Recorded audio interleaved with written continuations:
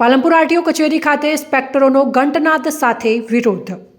Palanpur RTO કચેરી ખાતે આજે આરટીઓ ઇન્સ્પેક્ટરો દ્વારા ઘંટનાદ કરી પડતર પ્રશ્નો માટે વિરોધ પ્રદર્શન કરવામાં આવ્યું હતું.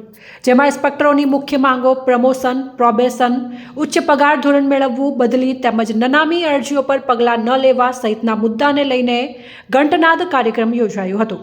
બનાસકાંઠા આરટીઓ કચેરીમાં અંદાજિત 50 કરતાં વધુ ઇન્સ્પેક્ટરો ફરજ બજાવે છે અને તેઓ સતત સરકારના ધ્યાન ખેંચવા વિવિધ આંદોલનો કરી પોતાની માંગણી રજૂ કરી રહ્યા છે.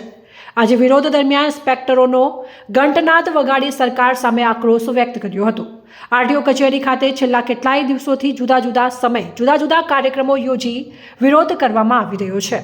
હાલમાં આરટીઓના અધિકારીઓ અને ઇન્સ્પેક્ટરો કાળી પટ્ટી ધારણ કરીને પોતાની ફરજ બજાવી રહ્યા છે, તો આગામી દિવસોમાં આંદોલન વધુ ઉગ્ર બને તે પહેલા તંત્ર દ્વારા તેમનો અવાજ સાંભળી તેમના પ્રશ્નોનો ઉકેલ લાવવામાં આવે તેવી માંગ ઉઠી રહી છે.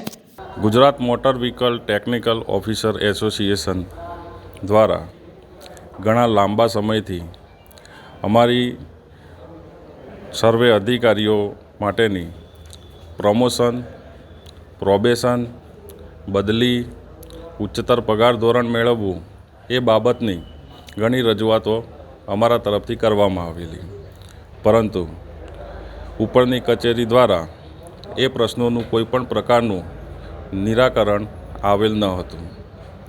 તે માટે એસોસિએશનના ગાંધી ચિંધ્યા માર્ગે આંદોલન કરવા માટે મજબૂર બન્યા છીએ.